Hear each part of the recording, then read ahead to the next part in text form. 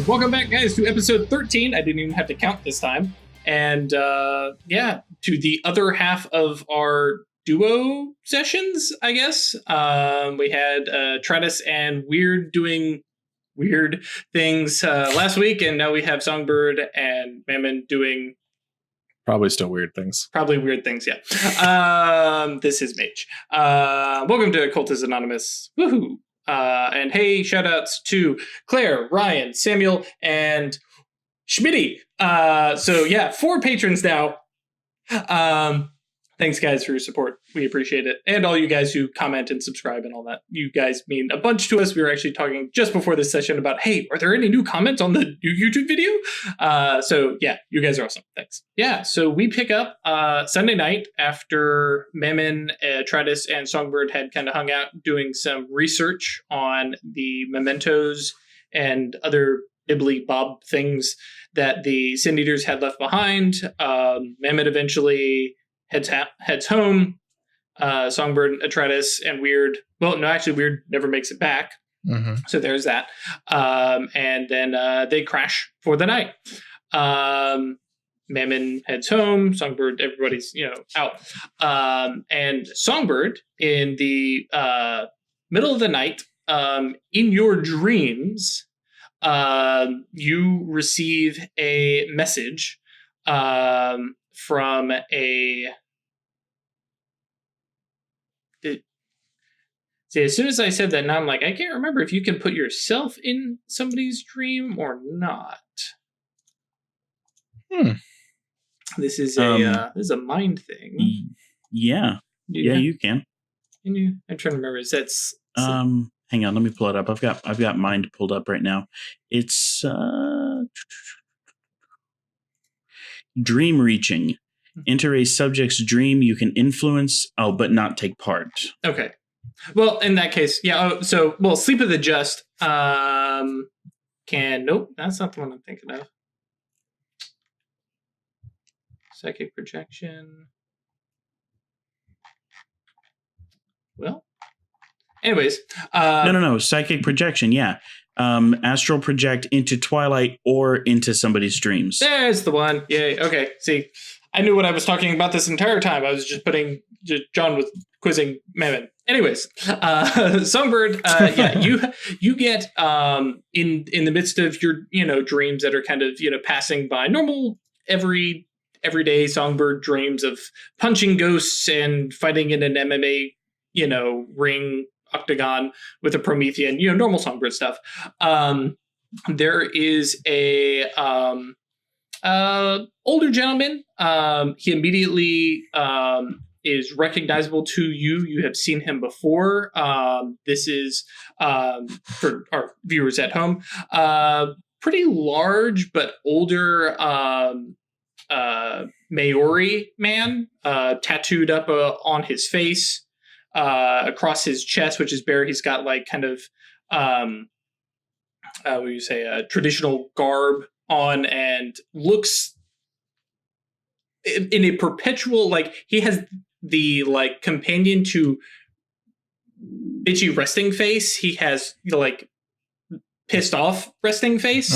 And just is looking at you, just kind of stepping into your dream, and says, Songbird, you will convene with the other Talons in the morning. And okay. And you recognize this as Red Dread. Oh, nice. Right. Yeah. And so he just kind of stands there, looking. Does for he have his gun on him? No. Damn it. But yeah, he looks for any kind of response to make sure that, hey, you've actually gotten the message in your dream. However you might do that, and then is gone. And your dreams kind of continue as normal until you wake up at your ungodly 5 a.m. Not always. Okay, fair point. That's ritual time. Oh, okay. 6 a.m. as if I'm not, Okay, there you go. God. Much better. Right. 6 a.m. you wake up, head out, I imagine? Yeah. Cool. Totally. I believe canonically you leave a note on the fridge. Yes, canonically I leave a note on the fridge. Doing AA stuff. Yep, doing AA Gotta go stuff. get my 3-month chip. Yep. Actually, right about that, aren't you? Yeah. That's the joke. Yep. And so, you head off to a local safe house place, meeting place that you've met up with other AA folks before. Some of the towns, Onyx is obviously there. She, kind of checks in and stuff like that. As I pull up Conca, because I realize that's important. What does Onyx look like? For the viewers at home and for me, because you didn't give me much of a description other than she's a late 20s woman of Iranian descent. Yep. Like fit and probably about 5'7" or so, like on the taller side. Mm-hmm. Like maybe a dancer at some point in her past. Mm-hmm. So like that kind of build. Gotcha. But yeah, her whole kind of late 20s, like Iranian American woman. And she, like, her whole kind of garb and kind of costume that she costume's maybe not the right word, but the shadow name, the persona she puts on. Yeah, the persona that she puts on is lots of eagle and snake sort of imagery. Oh, right. Which are Iranian symbols of bad or of good luck for eagles and bad luck for snakes. Which kind of makes sense. And she's an acanthus. She's an acanthus. Right. So she leans into that. Yeah, and she you don't have much chance to chat with her. She, she's there with a bunch of other talents, a total of probably about 20 members of the Adamantine Arrow caucus that are in the New York area. There's about 20 of them. And, people are there in various states of being awake. For Songbird, I imagine you're like, okay, this is normal morning, no big deal. We're good here. Right. You have some others who are like dragging feet, leaning into their coffee, kind of stuff. And Red Dread steps up, as well as double checking, because I keep getting these characters mixed up. Yeah. And Moonkeeper are both there. So those of you at home, we've already described Red Dread, except when he shows up, he's not in Maori traditional attire. He's actually in like a nice like business suit. And his tattoos are super visible. It's a very interesting image. But standing next to him, who's probably as equally like odd, is a 15-year-old boy. And he's got a kind of a mischievous look to him. He's grinning. And that is Moonkeeper, who you know as one of the counselors. He's like a boss. It's like a boss dude. Yeah, he's a counselor for the Acanthus. And basically he advises the Hierophant from the Acanthus side of magic. He doesn't have a particular role in Adamantine Arrow. Yeah. Mm-hmm. Okay. But he has a position within the Concilium. And basically, to keep this kind of short, they basically end up presenting a report of local threats to the Concilium. Basically, it feels very much like the start of the shift for police officers. Yeah. It's like, this is what's going on. This is what people are doing. If this building blows up over on the Lower East Side, no big deal. We know what that is. Nobody needs to rush out there. We've got people ready to deal with it, that kind of stuff. Okay. Is there anything that you kind of listen for specifically? Otherwise, I plan to give you the informed condition, which will basically just next time a threat shows up, you can basically, I'm going to use this informed condition. This is something I had heard about at this meeting. Yeah. Maybe I listen out for anything having to do with werewolves, since we know that there's supposedly some sort of pure blood werewolf pack somewhere in the financial district. Mm-hmm. Yeah. So I kind of have that in the back of my head.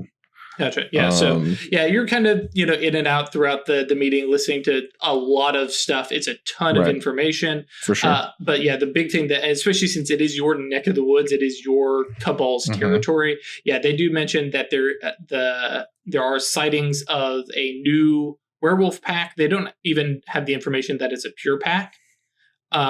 They just know that there has been reports of at least 10 actual werewolves that have been moving around, causing problems, specifically for the Thrisis, the shaman. We're working with spirits. The spirits are really agitated, and so everybody's like, okay, keep an eye out.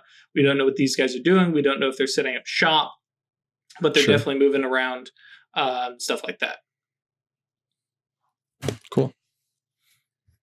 And then, so the meeting kind of concludes. And then Onyx, of course, comes over to check up with you. Gives you kind of once over, and she says, "Okay, well, it looks like the nerds haven't blown you up." And you definitely have that sense that like she's using your word. It's like you call them nerds, okay, they're nerds, fine. It's like you haven't been blown up yet. You're all in one piece. No new scars that I can see. Nope. Killed a ghost though. Okay, that's new. That's cool. And she pulls out like a list. She's like, no, ghost. That's not on my list yet. No. A lot of other spooky stuff. Ghost haven't had to actually destroy. Send a couple into Twilight and laid this back down, but not destroyed. And of course, at this time, as for those of you who watched the last episode, Shanna has even started to hear about this. The word is getting around that, New Cabal laid the smackdown on a big rank 3 ghost to rescue a sleepwalker. Songbird has been like mentioned as, he was the Adamantine Arrow on the scene protecting the Cabal. And, so we're just gotten around. She herself is still working with an Adamantine Arrow Cabal. She's still doing kind of patrol type stuff. But she does mention that, hey, anytime you want to like get out and go actually lay into something or... Okay. Yeah. Well, we can give you a call. Who knows? We could, you can grab all of them and bring your whole Cabal and we'll call it a training mission for them or something. Yeah. Sounds good. But otherwise... a little bit more experience in the world for sure. Right. Yeah, otherwise she's just, kind of shooting the shit with you, catching up, and before she basically heads back out. Rad. Cool. All right, then we will jump over to Mammon. What time does Mammon wake up on a Monday workday? Mammon likes to be the first one in the office to make sure all the plebs are there on time. Sure. No, actually, he's probably rolling in at like 9 o'clock with everybody else because he's not losing sleep because they can't be on time. Sure. Okay. So you come through, and I imagine because it's still a startup, right? It's still fairly small. Staff is very limited. Gotcha. So you show up, do your normal howdy do's and stuff like that, and amongst all your normal paperwork that you got to look over, there is a manila folder, and across the top of it says I can't remember his last name. Oh no, not the tag, the character. Songbird. I don't have your full name in here. I really don't actually. Okay, yes. Where is it? Oh gosh. Oh, it's in my there it is. Yes, Acanthus Cabaret Nielsen across the top of the manila folder, and it's sealed up, very clearly, like, hey, you're the only one looking at this kind of thing. Oh look, it's Project Canary. It is Project Canary. It is indeed Project Canary. Do you know why I picked canaries? Because they're known for singing like a songbird. I figured it's because you throw them down in the mine first and wait for them to die. So that actually, that wasn't what I was going for, but it works. I'm going to open that shit up. Yep. So the report kind of boils down to nothing major, no red flags. There are some arrest records from Norway. teen, No, please don't die. Sorry. So, in case any of you are wondering and why there might be weird sounds coming from Chris's, and that's because there's a big old storm up near him. So there may be occasionally rumbles. Yeah. If it helps you, just imagine that it's his nimbus coming through. The report shows some minor, teen, the kind of misdemeanor and minor arrests that you would expect from a active and willful childhood, I guess the term might be. And I believe they're called juvenile delinquents. Yeah, indeed. Nothing major. I don't, if I remember correctly, no like actual time in, a juvie or anything like that. A record of having gone to university in Norway, and then end of his enrollment, about the same time he immigrated to the US and his fighting career started. Known associates include nobody that we haven't seen on screen, but you have like Ethan Young, Jerry Huang are official members. There's a couple other names mentioned from his gym, all of which are just normal average Joes. Some other fighters who've got minor careers, a couple guys who kind of made it a little bit more similar to Songbird. No immediate like red flags of, somebody's like, got a massive criminal record. Even like Jimmy Smalls, Patinko doesn't actually have a major record. There's some illegal betting stuff and a couple cases of, I don't know. What would Jimmy get arrested for? I feel like he's definitely got a couple of restraining orders. Definitely a couple of restraining orders. I was literally thinking a couple of those. Anybody who calls across a lobby to say, "Hey, Toots," has a restraining order. Right. But otherwise, no major flags. Looks like no sign of like major loans taken out. That kind of normal stuff. Looks fairly clean, at least on the mundane side of things. Okay, good. That's all I cared about. I wanted to make sure that because boxers or fighters in general, they're known to have troubled entourages, and I wanted to make sure that nothing was going to fuck with the cabal. Sure. Jimmy needed to get got. Mammon was the guy to do it. So, is there anything that you're looking to do while actually at the company, or is it just like, I'm gonna put on my day job face, I'm gonna go through the steps, and then I'm gonna get to work?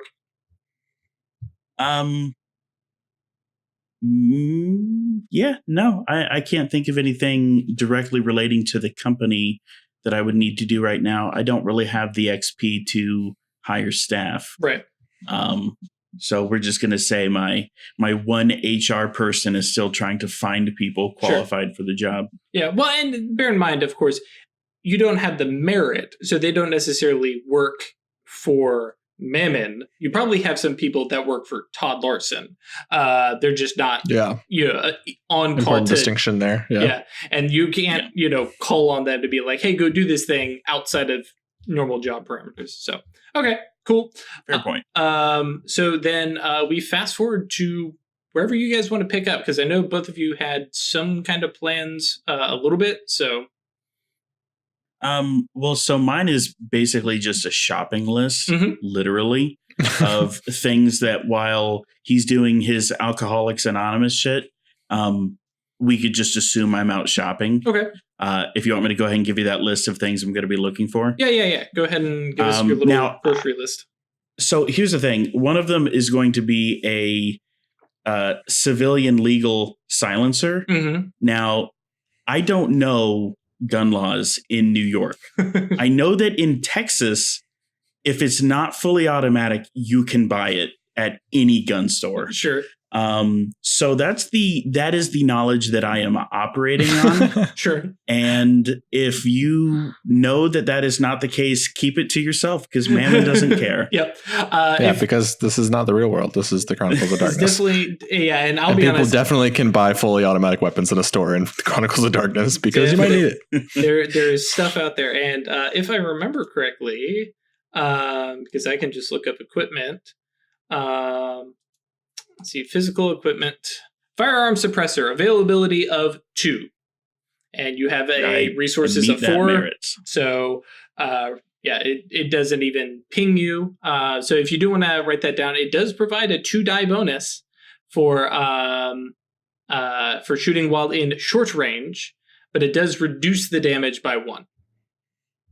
You know, I will never understand why games insist on giving firearms that are fired through silencers reduced damage. Because you got to use the subsonic in real rounds. You don't have to use subsonic rounds with it. You only use subsonic rounds with it if you're trying to be fully silent. That's true. Like even to like medium range. Right. But I guess it's for game balance reasons. Well, in this particular case, that's actually what they reference. Yeah, due to the bullets, subsonic flight. Anyways, but yeah, so you pick up a suppressor. I will pick up a suppressor. I will pick up a Kevlar vest, the one that can be concealed under clothing. Because, I still got to look fly as fuck. Right. Safety is no excuse. And big mood. Right. I'm also going to pick up some handcuffs. Sure. A lawn chair, tarp, and a bucket. And then I'm going to begin looking for a cash only, no questions asked storage unit in a crime-ridden part of town. Sure. Okay. I think is storage in here. I'm kind of curious. Wow, none of these are organized at all. Gambling ringer, blah, blah, blah, blah, blah. Elocution consulting. These are by skill. Okay, hang on. So this would probably be under Streetwise. Yeah, there you go. Okay, so that's also a 2 dot availability. Find a crash space, which is more or less what you're looking for. Okay, yeah.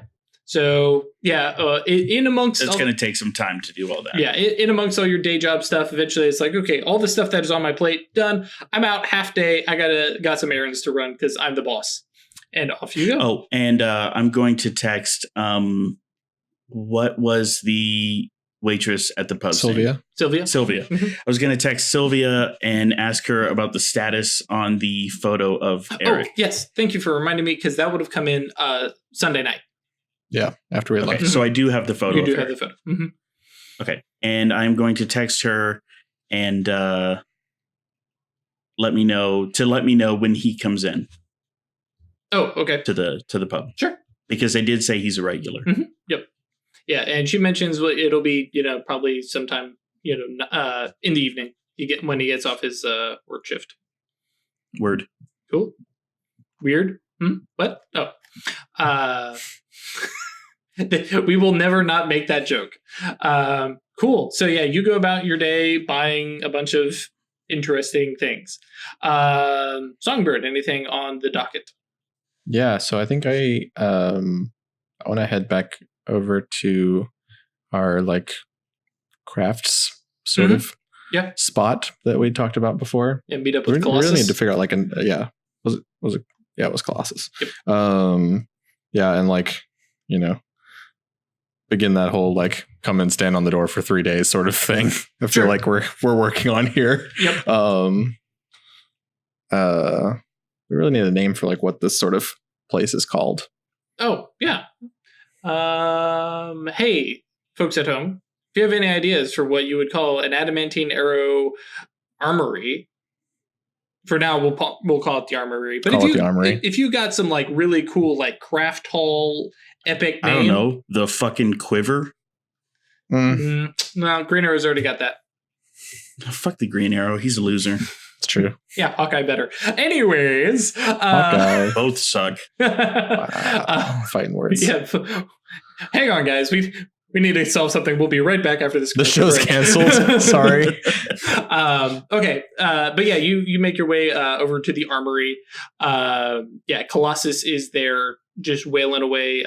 He's the spear that you had seen him working on, I think that was Saturday, is somewhere else. You don't see it. And he is today not even at a forge, but he is working and is putting runes on what looks like the backing of a plate. You're not sure what it is exactly, but it looks like it will attach to other pieces the way it's got some like rivet holes and stuff like that. Mm-hmm. And he's just very carefully looks like he's putting some kind of like high speech or other type rune onto it. I'm gonna activate my mage sight.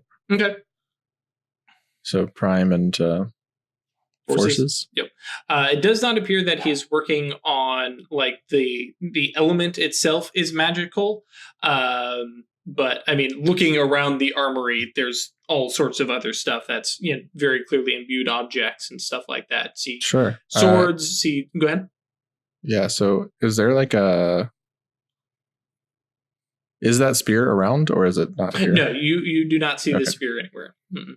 Cool. Well, then, I guess just like whatever catches my sort of eye the most as I'm kind of just like looking around, and so like I don't know, like a big like hand and a half sword or something like that. Gotcha. Yeah. What you're drawn to. I don't think.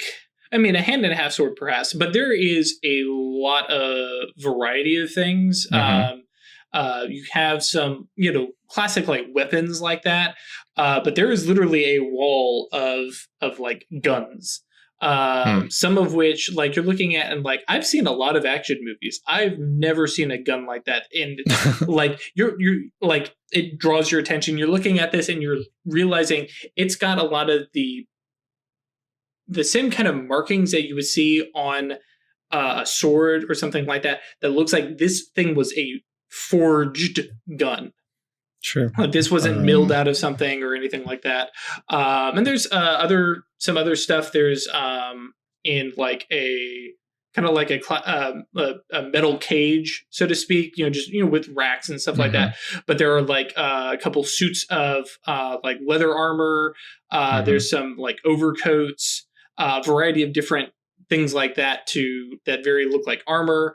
And what was the other item I remember seeing? Obviously, various jewelry, necklaces, and stuff like that. All of them are obviously lit up with prime because imbued items and stuff like that. Several stand out with forces. There is even a pair of red and white running shoes that look glowy and stuff like that, and you get those go fast kind of feel off of them. But are you looking for did you just make a fucking Sonic reference? Yep. God damn it. Yep. Screw that trailer, but moving on. But yeah, are you looking, are you like browsing like I want to see if I could borrow something, or you're trying to get ideas for something? Or yeah, I think I'm trying to get ideas for what might be like a good place to start once I start like getting into some of this. Gotcha. And I think I can kind of like, I don't know. I was gonna say I can just kind of just like keep up conversation, but Colossus is not like a big like talker, so he definitely does respond to like comments or anything like that. But yeah, he doesn't seem to be like pushing forward anything very specifically.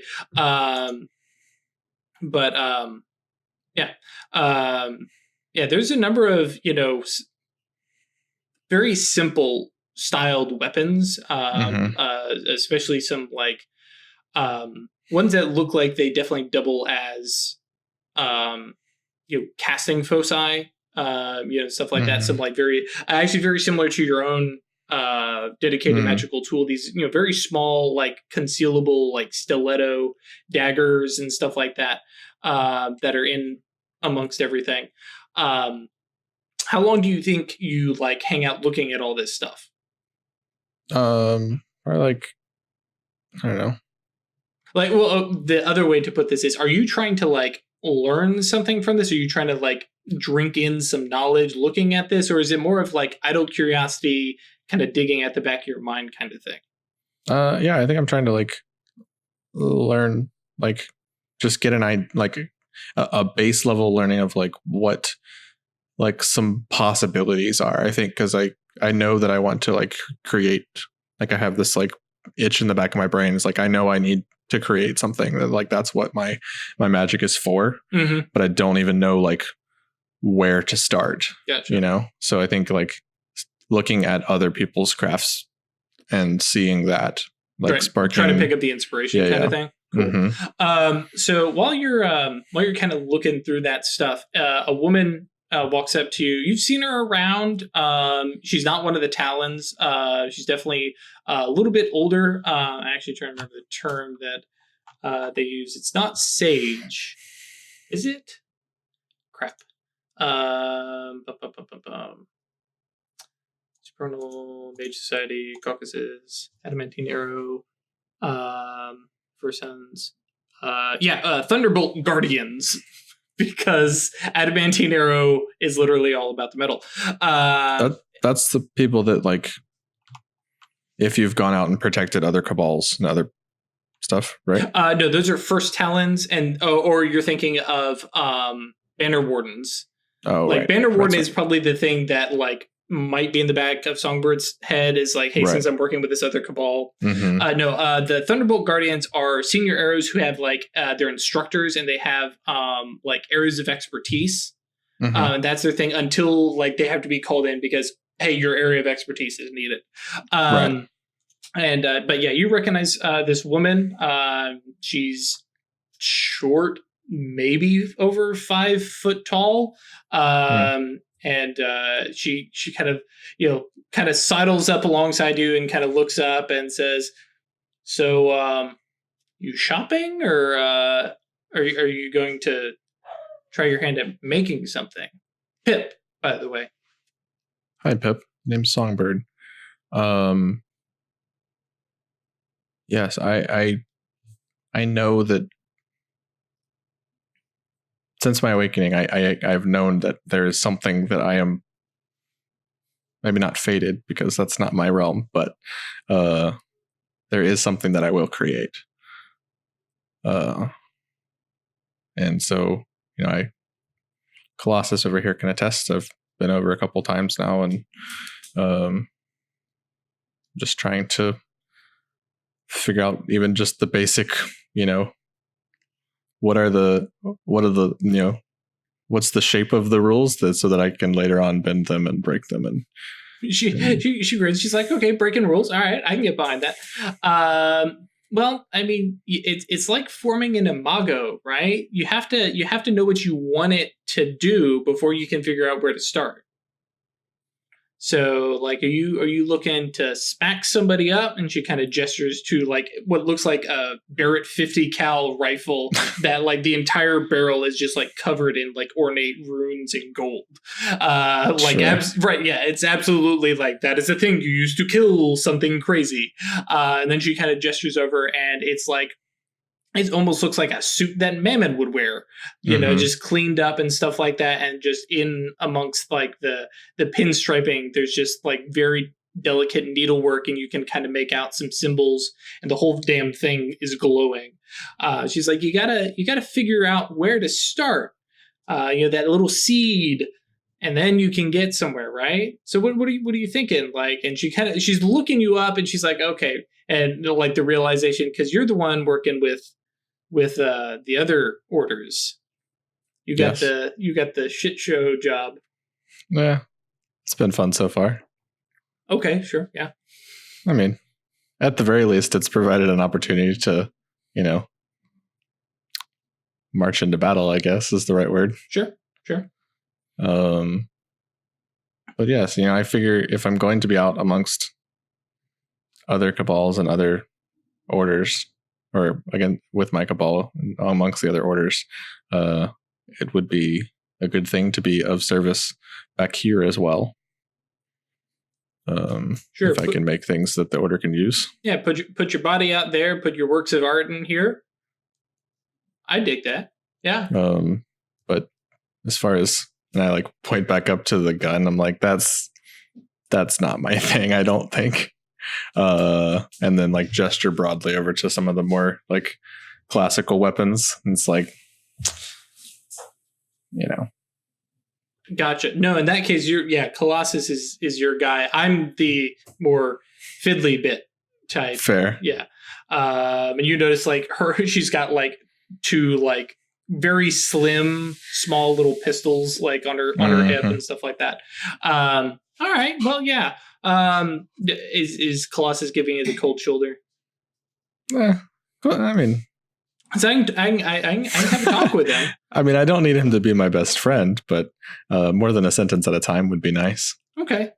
Yeah. Well, I'll let him know. I mean, he's picky about people who haven't made something yet. Like he's if you're looking to get training, especially if you're wanting him to be like your mentor, you better show up with something made. It's fine if it's crap, but okay. if you think he's going to just teach you without actually working on something, now if you haven't put in work yet, he doesn't think you're worth the time. Sure. You know how to swing a hammer? Yeah. All right, come on. And she beckons you over, and she gets you set over near another forge. And she's like, all right, this is scrap metal. It's junk until we get a Moros over here and get it cleaned up. But for now, it's scrap. So have at. And, make sure you stand so he can see, right? And like pats her shoulder and, just, give me a holler if you need help. And she kind of scoots on. It looks like she's observing, and it might be that she actually runs the whole damn armory. Okay. I like that idea. Cool. So I think I assume there's like metal punches and all sorts of pretty much everything I need. Yeah. Yeah. It's a wide variety this is from the 1700s. This is just came out right off the line from 2019. Yeah. You have a variety of tools. So I think the first thing I'm going to try to make is like a set of like arrowheads. Sure. Really simple, some small stuff. Yeah. Okay. And then, try and figure out like what my little like personal rune is to like scratch into it and stuff like that. Sure. Yeah, go for it. Just roll a crafts thing, which if I remember correctly, you actually have a point in now, or? I do have, yeah. Gotcha. I have always had one. Okay. Yeah. So crafts and. In this case, since you're working on arrowheads, we're talking probably some more finesse stuff, so probably dexterity. Cool. Yeah. One success. Yeah. Work, and a dozen, 2 dozen, arrowheads that look serviceable. You think you could definitely put them on, a couple shafts and start, firing them down range or whatever. Sure. And then.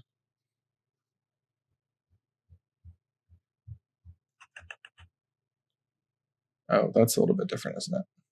Shit. Mm-hmm. I was looking at platonic form and like making a platonic arrow as well, and like presenting both kind of at the same time. Sure. Does that seems like kind of an interesting way to kind of show that I've got at least a little bit of magical sort of thing going on. If you want, yeah. Yeah. Interesting fact for you at home. Archery is covered under either athletics or firearms. You can do both. Because it's weird. Right? Yep.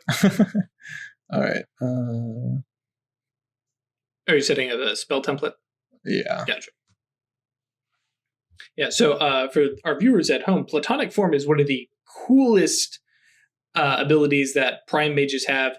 It's your very classic, and I make a sword out of solid energy or solid mana in this particular case. Kind of short-term use, but I think you can do stuff like, oh, by the way, it has a +6 bonus to hit and damage. Yeah. So you can use potency to increase its durability by 1, its mana capacity by 1, or its equipment bonus or weapon damage by 1 per potency. Each action using the construct as a tool or weapon uses up 1 mana from its supply. Okay. Correct. So I'm going to give it a weapon bonus of 2 and plus 1 mana. Okay. No, so, I don't think I need to add any more bonus potency to it, just for kind of, since it's kind of a showpiece anyways, just to show that I can kind of do this. So cool. So I think I just need 2 reach. So I'll have to overreach 1. Yeah.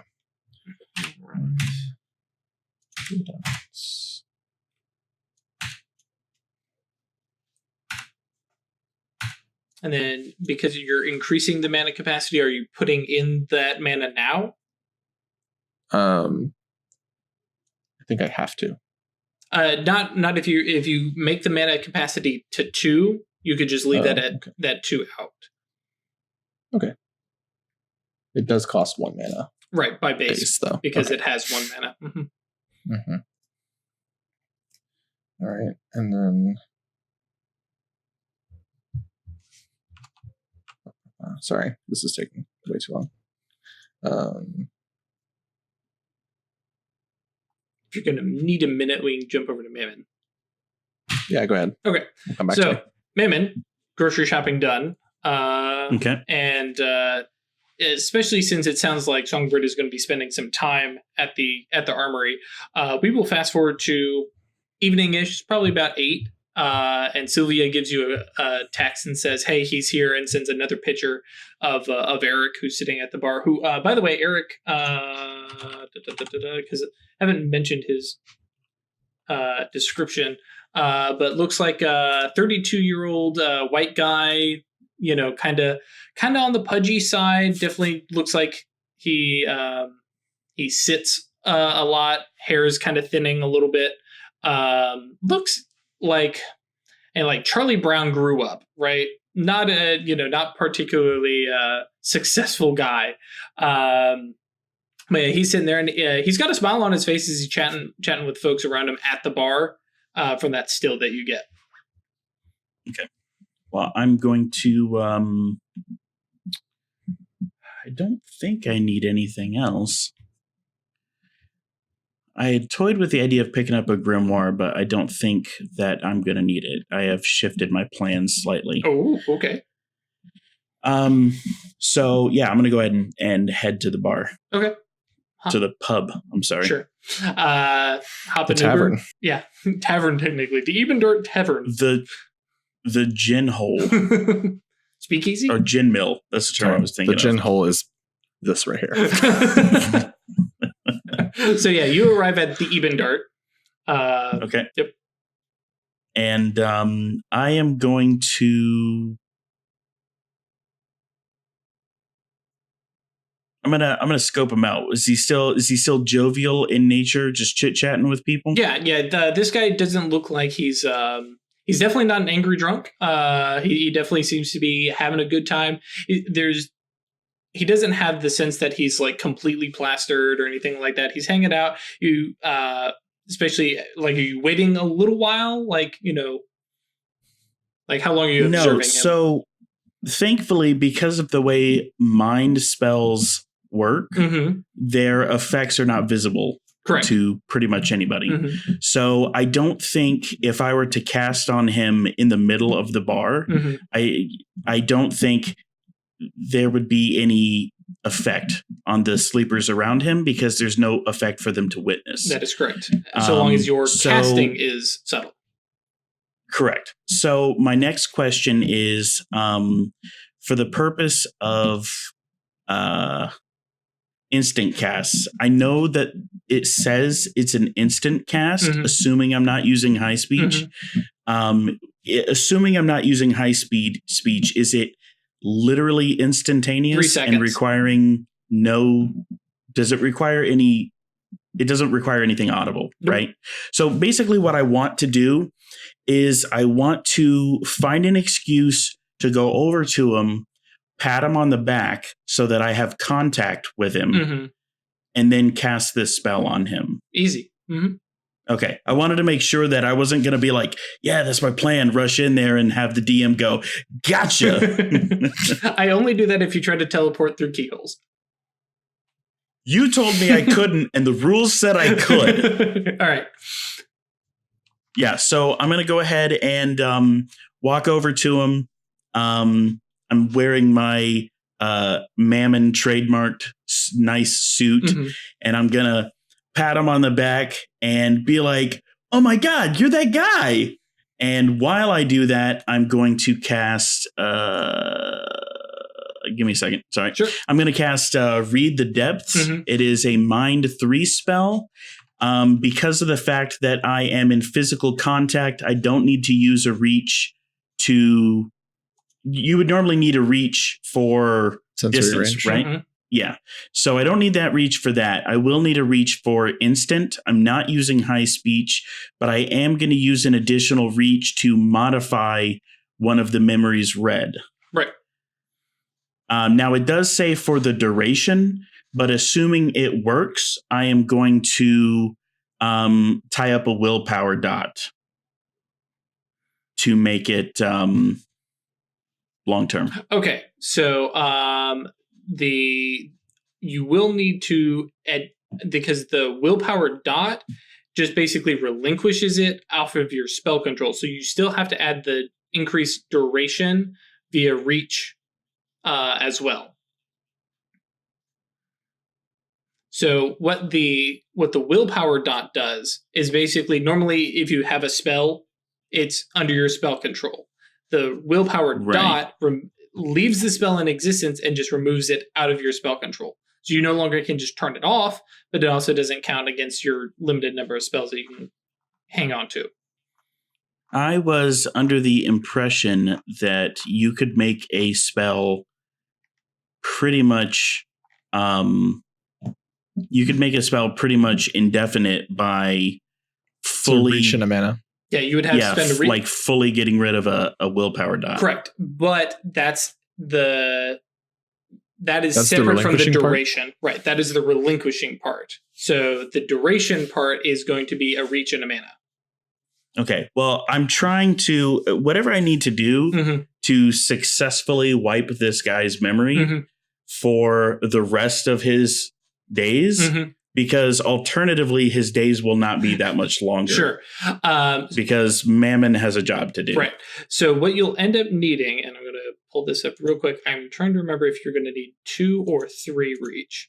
Because the trick is, if you're delivering this spell by hand, you can actually do a wind up for 9 seconds and then come over and deliver the spell on the last section.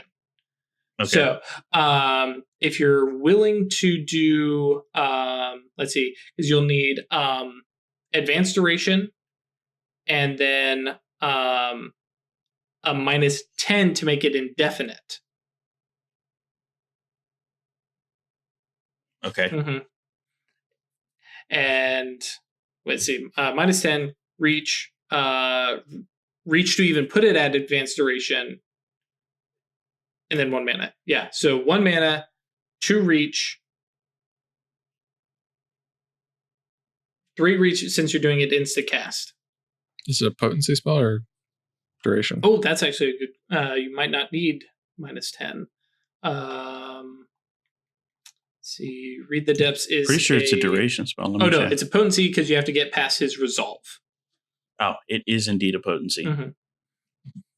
Okay, so... That being said, so I'm going to be at 3 reach, you said. Is how much reach I'm going to need. Right. You get 1 for free. Get 1 for free. My Gnosis is 1. I have 3 dots in the Arcanum. Penalties to increase potency. Do I need an increase? I need an increased potency, right? You have to get past his resolve. You already have 3 potency, so... Okay, now, DM question. He has been imbibing intoxicating liquids. Will that lower his resolve? No, because that would his drinking would affect rolls, but not his actual stat. Now, you are not my favorite DM right now. Now, the one thing I will give you, because you do have it as a 1-dot spell, and to not tie things down too much, it is very easy for you to determine the specific attribute ratings that he has with just no nature, which is a very easy spell for you to do. So if you want to start with that, which I know you had the reach for because it's a 1-dot spell. And so that would let you know.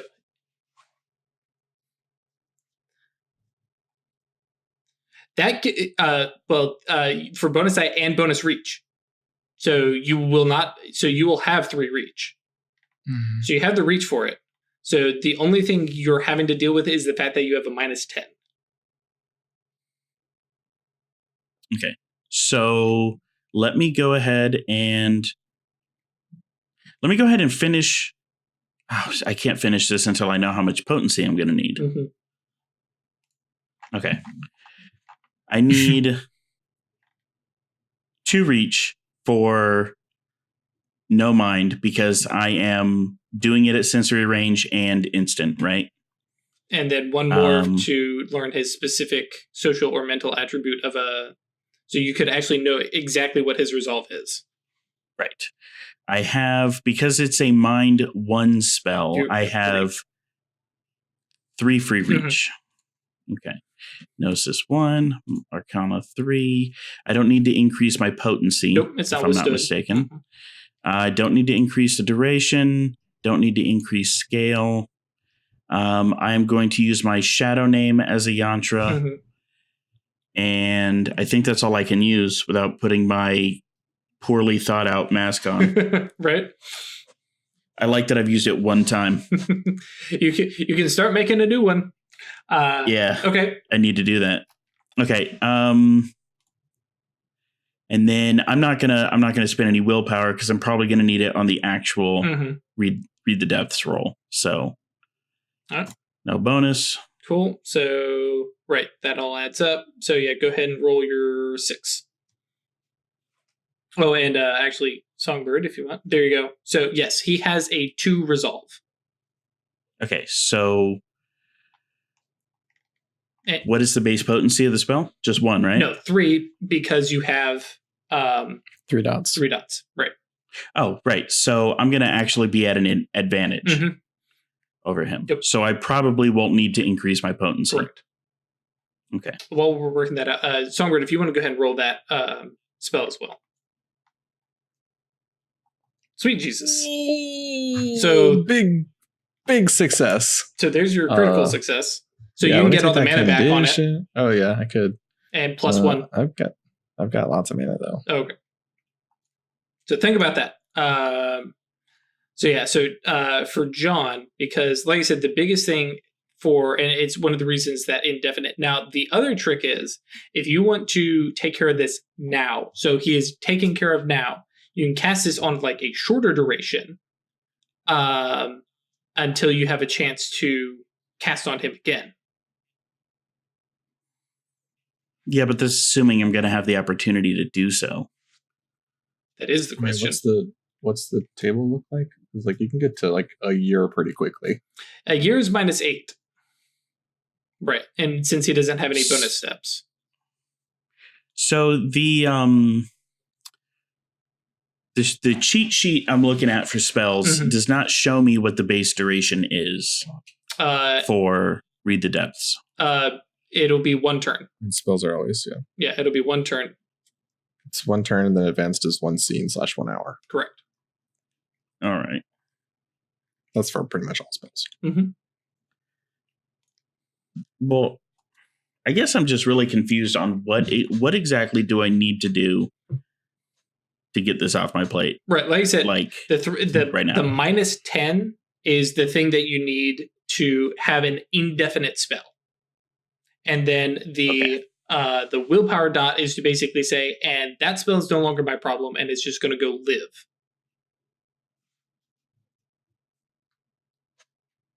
Okay. Yeah, because I just my concern is even if I make it for a week, the problem's not solved. No, but my point is I'm going to have to find a way to get him to a spot where I can. Well, then my problem becomes, okay, so I get him to a secluded spot where I can kind of, psychic domination him, just tell him to sit, right? Mm-hmm. And he's staying there. And then I take my time. I don't make it instant. I really take my time with the full cast. I get a grimoire. I do the whole 9 yards, mm-hmm. right? It succeeds. Awesome. Problem number 2 is now I have to wipe casting on him.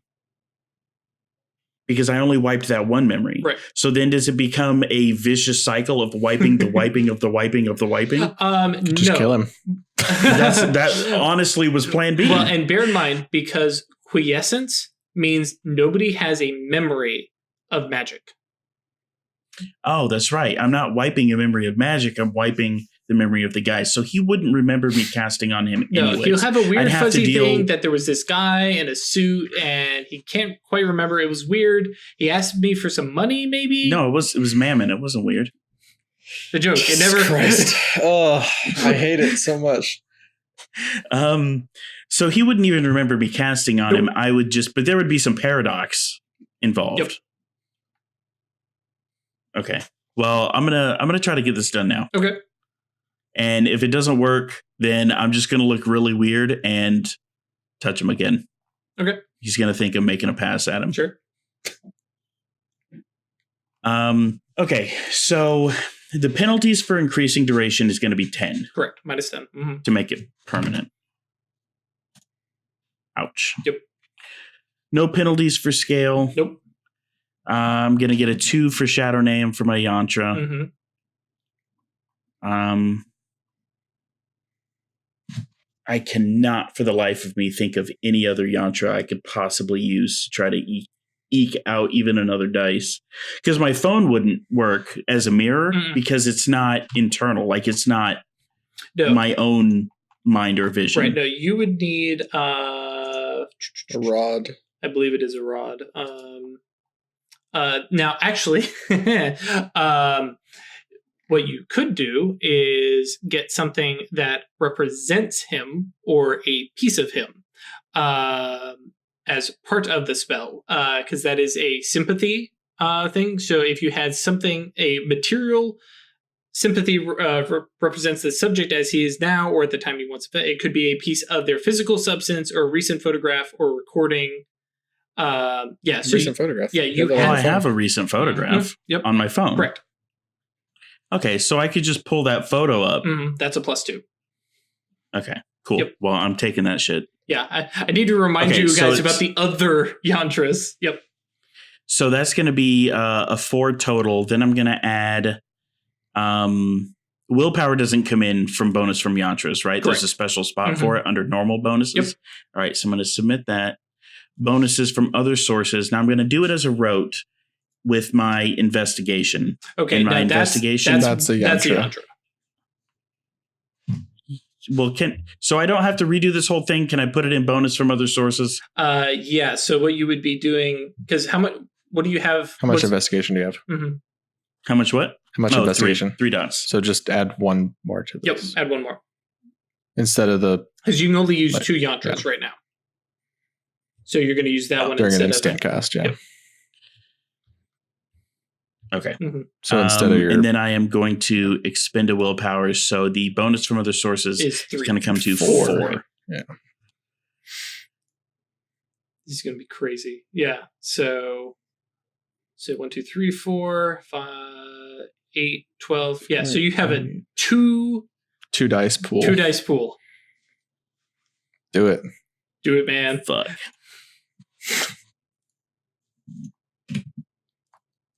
Hell yeah. Oh my God.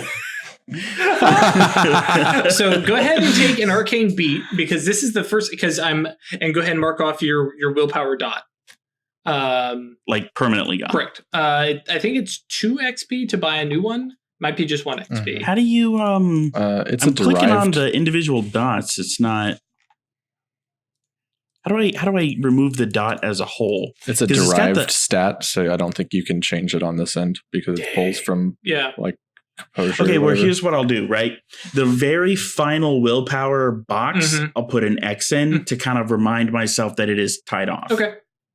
Like it's gone. And then I can just buy a willpower dot later. Yeah, with 1 XP, which, by the way, not actually too expensive. Okay. Yeah, well, I'm sitting on 3, so. Gotcha.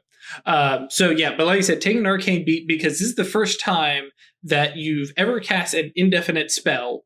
And not only did you just cast an indefinite spell and just tie it off, but you did it instantly. No minor, a couple yantras, but it was literally just pat on the back because you did use 2 yantras. It took you 6 seconds total of wind up, get this Could thing have been just like during the walk over to him. Right, and just walk over and be, hey buddy, hey, aren't you that guy? Oh, my bad. Never mind.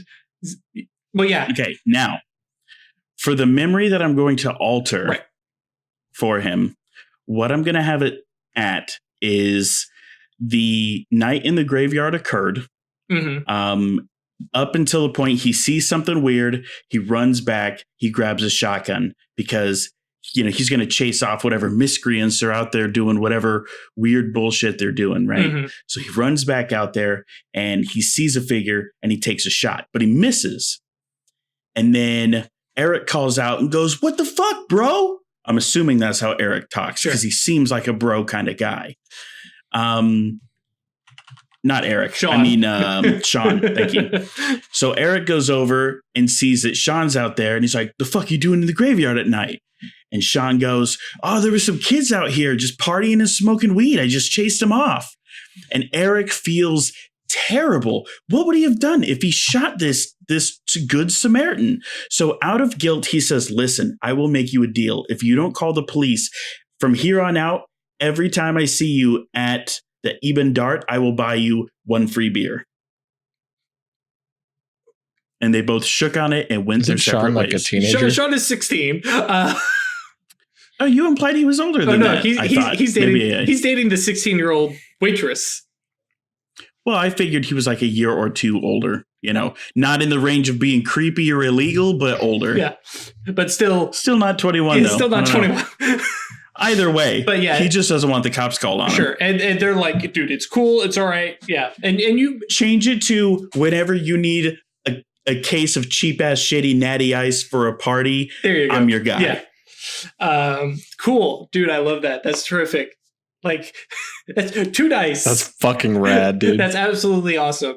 I think right now that might be one of the most impressive spells we've had so far. Maybe just second to Atratus going, "Stop." And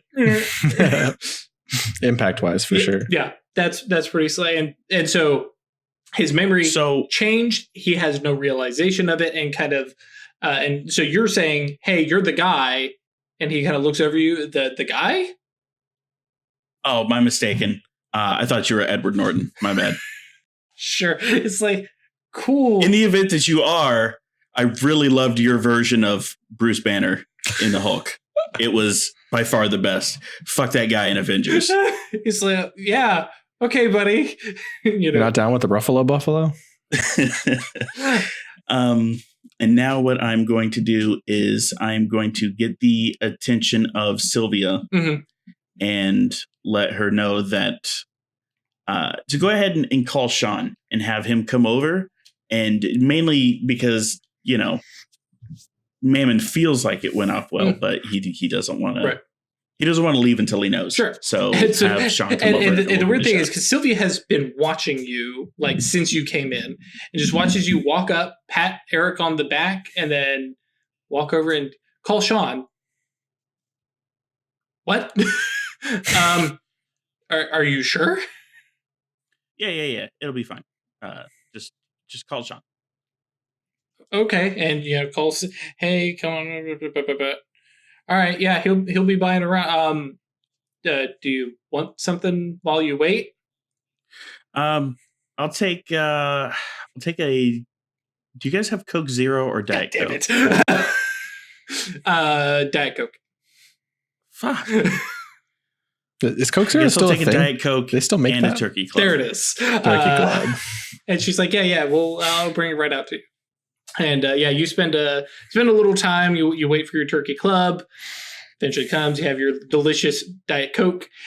Sean comes by and is very hesitant. kind of pokes his head in, and Eric turns and sees him, and like Sylvia is like just pale, and Eric walks over, "Hey buddy, how you doing?" Pats him on the shoulder. Sean is like, "Yeah, sure, buddy. Yeah, thanks. Yeah, okay." And makes his way over to Sylvia, and Sylvia kind of points you out. So Sean comes walking over, and I'm Sean, Sylvia's friend. I'm gonna stand up and shake his hand because I'm not a savage, right? And I'm gonna say, we haven't met, but I've met Rebecca. Right? Yeah, she said you were one of the guys downstairs messing with mutual acquaintance. Yes. She asked me to do her a favor and take care of Eric. So I have altered his memories of the event, and I'm basically going to fill him in on what happened. Right. So I don't want to take up the time to recount the whole story, but I'm going to add in, and he also thinks he owes you cases of beer anytime you want to have a rager with your friends. So anytime you want to have a party with your friends, call Eric. Beer's on him.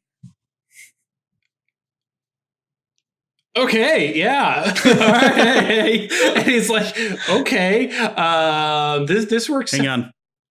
Underage drinking is bad, kids. Don't do it. You can't see me pointing. Mammon says, stay in school. Be cool, stay in school. Yeah.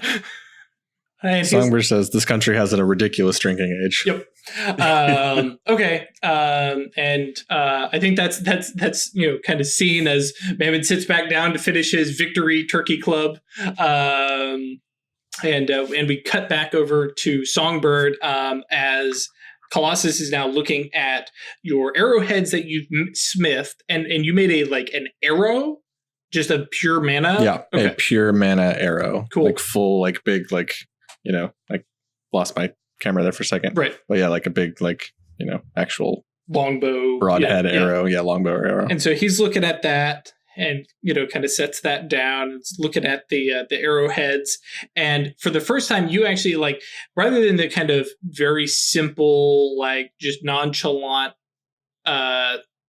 uninterested face that he's made before when he's talked to you, he has that same concentration face that you saw the first time where he was working the hammer and stuff like that. And he is looking and kind of do you still have your no, actually your mage sight would probably have fallen off at this point unless you spent a willpower to keep it up. So I can activate it again, right?